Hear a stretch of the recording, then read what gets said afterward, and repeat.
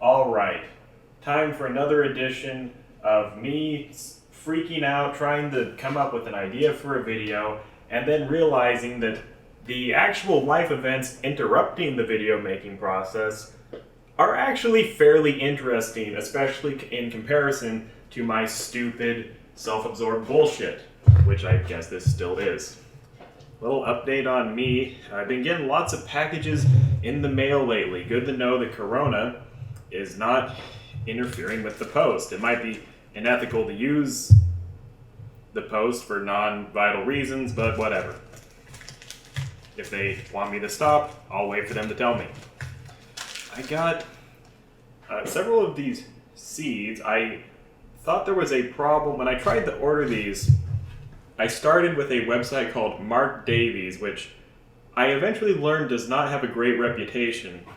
And when I went to pay, there was a broken link, or I thought there was at least, just I got a strange page with an error message when I tried the process.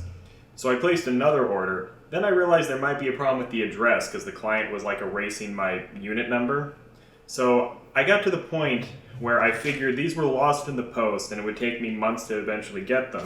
So I ordered from that other website. Oh, actually, there's a little card. There's old Mark Davies right there. I learned that he does not have a great reputation among other people who buy seeds over the internet, but they did eventually come here, and he is, I think, based in Britain, where this is an American company, so I'm willing to at least give him the benefit of the doubt and assume that he is competent. So now I have close to 200 of these seeds, and if you hadn't figured, that is a fucking colossal number of them.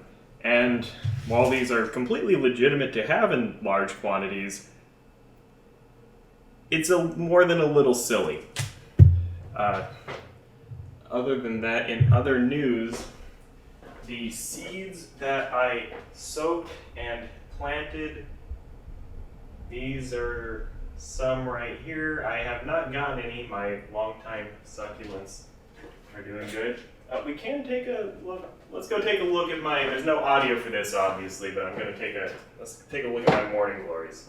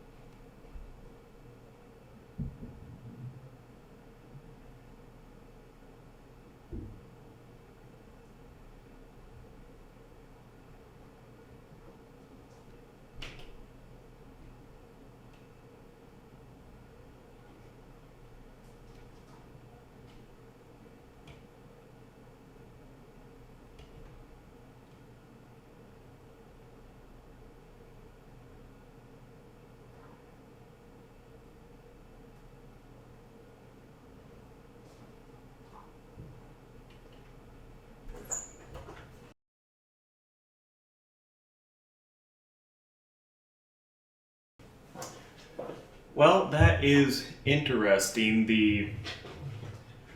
One of them died mysteriously. It had a weird gash in the side after I replanted it, which I am starting to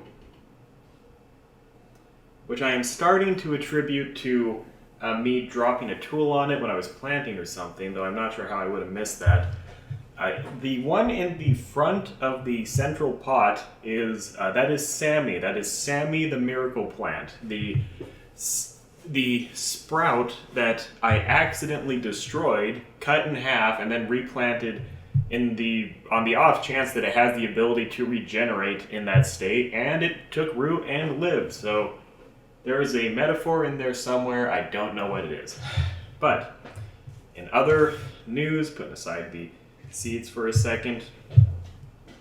And I plan on buying more. I think I'm gonna try to grow some cactuses, though they do take forever, and various other flowers and things like that. I'm trying to think of what I want actually, because it's a bit of a commitment, even though the seeds aren't too expensive usually.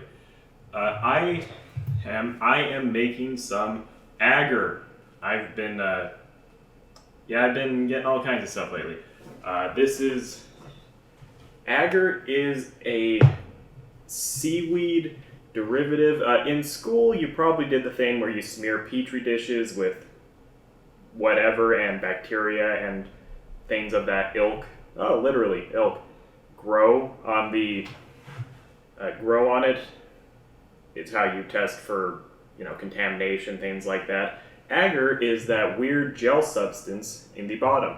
It is a gooey substance. It's like gelatin, but it's plant-based. Vegans will eat it sometimes. That's why it was at Whole Foods, which we'll get to. If you melt it, and one interesting thing about agar is, unlike gelatin, it generally cannot be digested by certain varieties of microscopic organism. And because of that, you can put nutrients in the agar, mix it up, pour it, and even though whatever you put there will spread and grow, a certain portion of the material will remain undigested and intact, making it easy to move it around and hold it and not make a big mess out of it. If you tried to do this with gelatin, I learned, it would get digested by whatever you put on there, turn into goopy soup, and you couldn't really, it would just be a pain in the ass. And the shitty thing about agar is, even though it is often easy to acquire, I had some issues. Yeah. So this video is a quick guide and primer on agar. The thing that you always want to do when you buy agar is do it during the midst of a global pandemic / national emergency. That'll make it so easy to acquire the components for agar. Because the thing about agar is it is generally not carried in stores unless there's a large Asian population, which here there actually is, just not in this fucking neighborhood. I imagine if I wanted fish paste and sauerkraut, I could have found it though, so take that for what you will. Part of why it's important to wait for a global pandemic is the bridge, which is your primary way out of your neighborhood, will almost certainly get shut down, and you will become literally trapped in your neighborhood unless you want to walk a very long way across the bridges, which are fixed and immobile, at least in this circumstance. So, having isolated yourself, you're going to want to set out for the nearest food specialty store, which in this case is the Whole Foods, about 3-ish miles from where you started. Once you get the Whole Foods, you want to wait in a long line, be kind of on edge and paranoid about the people there in masks. This is part of the process. The fact that you're there to buy something which could be eaten by someone, but you will not be eating yourself is, it's an interesting part of the process. Just embrace it. Just think about that to yourself while you're looking at all the other panicky people in masks. Though it is a luxury food store, so fuck everyone on some level, including you for being there. Then, here's the thing about agar. Once you have identified the need for agar, you're still going to need to mix it with something that microscopic organisms can't eat. So what you want to do is you want to go into your fridge and you want to look inside that motherfucker and you want to ponder at how fucking empty it is, because you thought the pandemic would be a great time to reestablish your dietary regimen, meaning that you're on one of the most restricted eating protocols on the planet, not counting people with extremely rare diseases. And that makes the process just much more streamlined, because out of desperation, you're going to just find random stuff in your apartment that can be eaten. In this case, a jar of honey that has been here forever, that was probably your roommates at some point, that you just threw in the fridge when you moved because you didn't want to deal with it. You're going to want to throw that in. And while you're at the Whole Foods store, do be sure to buy some random, slower to digest carbohydrate, because you just assume you need that from the recipes. Be sure to get something absurdly overpriced and ill-suited to your purpose. You always want to do that. Whole Foods is the greatest shopping location for agar and agar products. Oh, a thing I forgot. Before you even start this, be sure to go to the grocery store that is a luxury grocery store that is literally like within very easy walking distance of your house. And once you're there, just be cramped and in line and, again, panicky, but in the context of you looking for stupid bullshit behind piles of things that are legitimate and that humans would actually want, and that's what you do. Then, once you get here, also buy a measuring cup, because you primarily subsist on salami, butter, and heavy whipping cream. Why on earth would you own a measuring cup? Get one of those. You're gonna need it.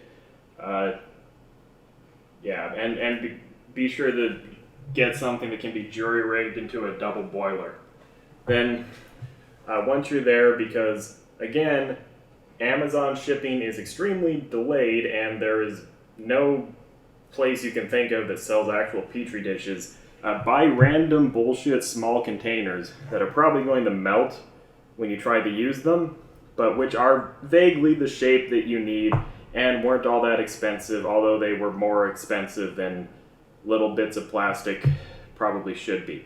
Then, once you get to the actual agar, you jury rig your double boiler, you get a spoon, you fucking mix that shit up. You want to get lumps. Make sure it's nice and lumpy, because you've never seen pictures of lumpy agar, but if yours is lumpy, then that has to be right. Actually, I'm going to set this down while I stir that a little better and put the oven mitt on. Hold on.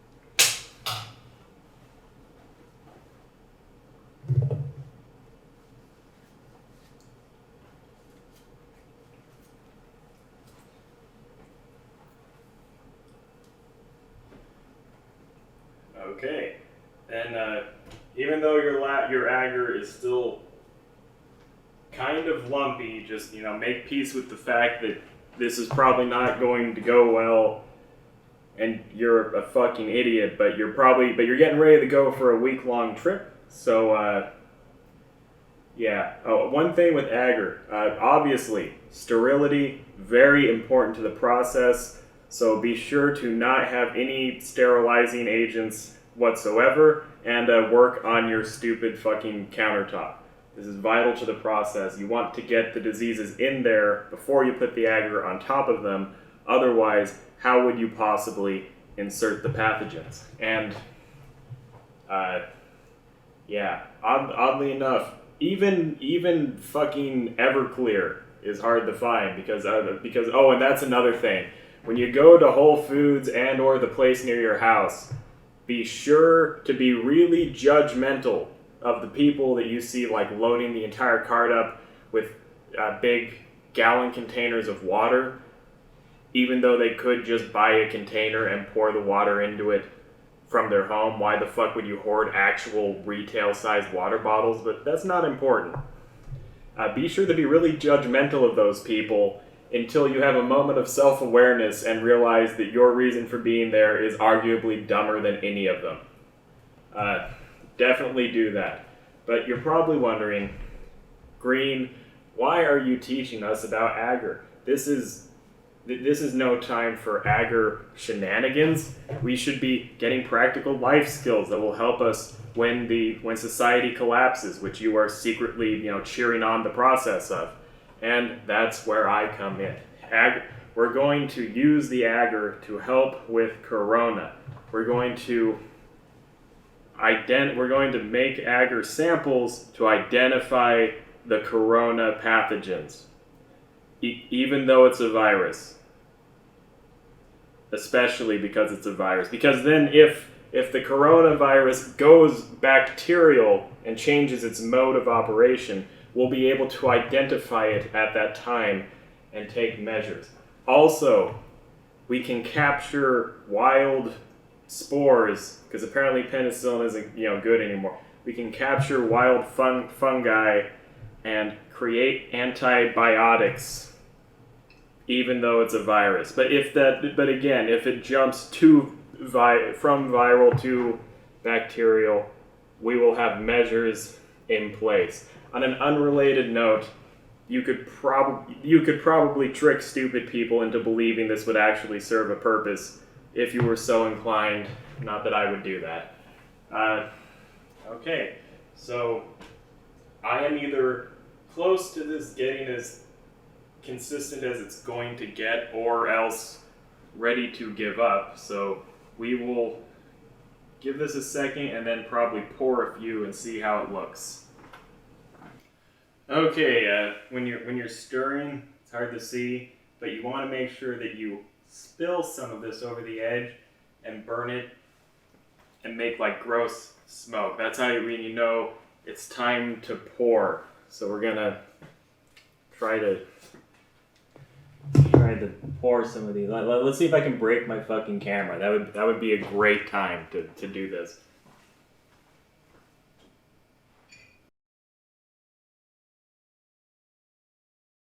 Yeah, at some point you just want to give up on the idea that you're ever gonna get the lumps out. Oh, and make sure it's nice and slippery with boiling water too while you get ready to pour. Why was I doing this again? Oh, right, Corona. This is for the good of the people who... This is... I'm a hero. Just know that I'm a hero. Okay, let's fucking see. Oh, that could have gone worse. Hey, all right. I'm getting a layer. I might have actually chosen an appropriate amount. I'll spill in a bit, but at this point, spilling a bit is the least of my problems. Maybe I'll find corona bacteria symbiotes on my counter. Maybe I'll find the cure. So I roll. Oh, just one more, and that's actually just about perfect. Is the one that's a little low? I guess I can. That was almost exactly right.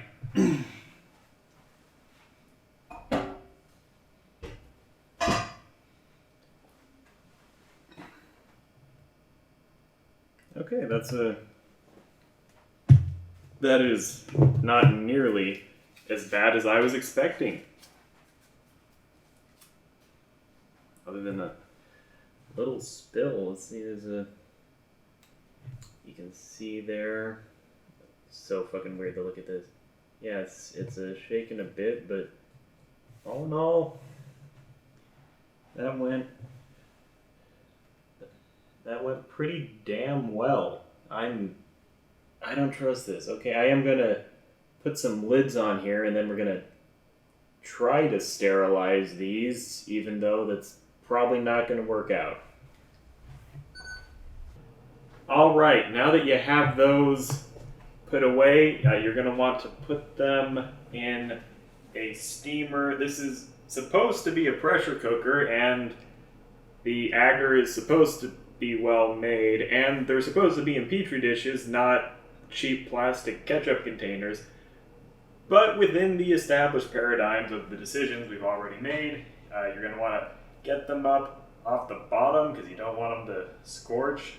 So we're going to stack several plates and put those in the top there.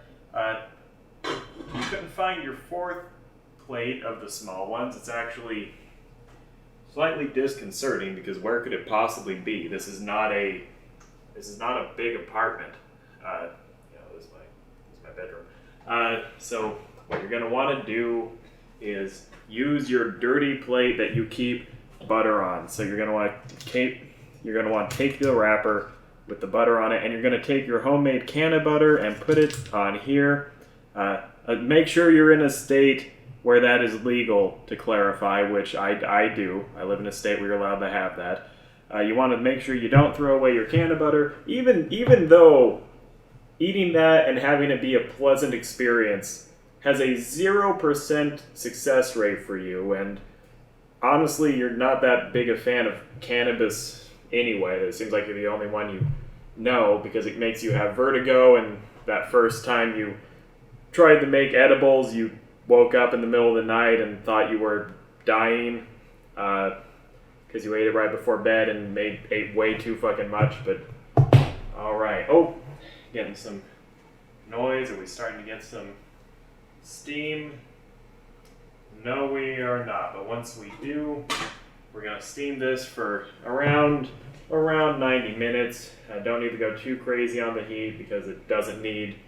Well, in theory, this isn't even supposed to how you're supposed to do this, but we're trying.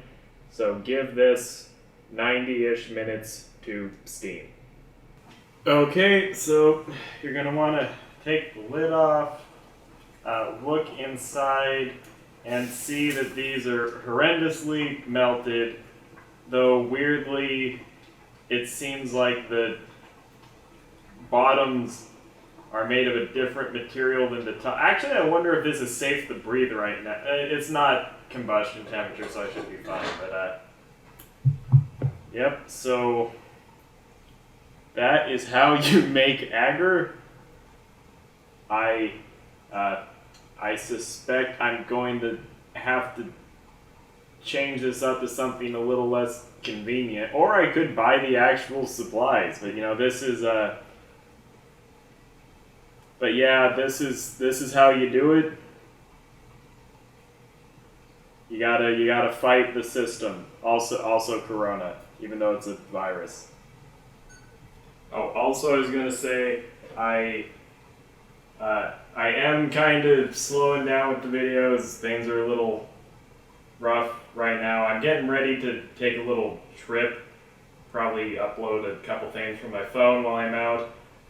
Also, I was vague when I started this period of unemployment, but I think at this exact moment, one a day is a little rough. I really need to get this normal video out there and hopefully get a few people coming in.